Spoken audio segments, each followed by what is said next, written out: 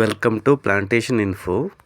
ಇವತ್ತು ನಾನು ಕಾಫಿಯಲ್ಲಿ ಬರುವ ಎಲೆ ಚುಕ್ಕಿ ರೋಗ ಅಥವಾ ಲೀಫ್ ರಸ್ಟ್, ಟೆಕ್ನಿಕಲ್ ನೇಮ್ ಬಂದು ಹೆಮಿಲಿಯಾ ವ್ಯಾಸಸ್ಟ್ರಿಕ್ಸ್, ಇದರ ಬಗ್ಗೆ ನಿಮಗೆ ಮಾಹಿತಿ ಕೊಡ್ತಾ ಇದ್ದೀನಿ. ಮಳೆಗಾಲ ಮುಗಿಯುವ ಸಮಯದಲ್ಲಿ ಈ ಕಾಯಿಲೆ ಕಾಫಿ ಗಿಡದಲ್ಲಿ ಕಾಣಿಸುತ್ತದೆ.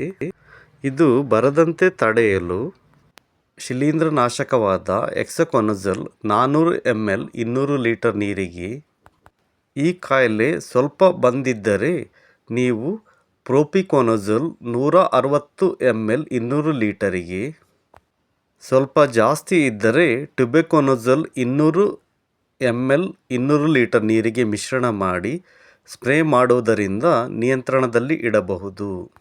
ಇದರ ಜೊತೆಗೆ ಬೇರೆ ಪೋಷಕಾಂಶಗಳನ್ನು ಬೆರೆಸಬಹುದು.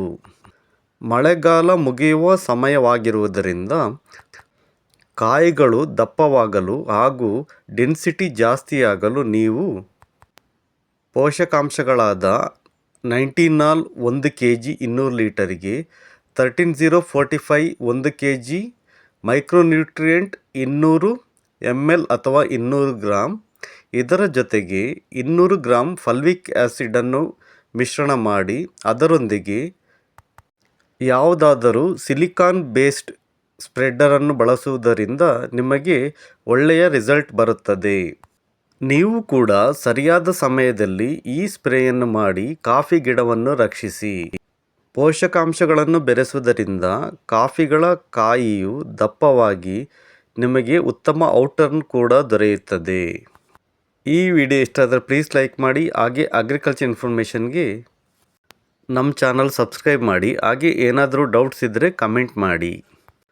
ಈ ಪೋಷಕಾಂಶಗಳನ್ನು ಬೆರೆಸುವುದರಿಂದ ಮಳೆಗಾಲ ಮುಗಿದ ನಂತರ ತೇವಾಂಶ ಕಡಿಮೆ ಆಗುವ ಒತ್ತಡದಿಂದ ರಕ್ಷಿಸುತ್ತದೆ. ಹಾಗಾಗಿ ನೀವು ಕೂಡ ಮರೆಯದೆ ಈ ಸ್ಪ್ರೇಯನ್ನು ಮಾಡಿ.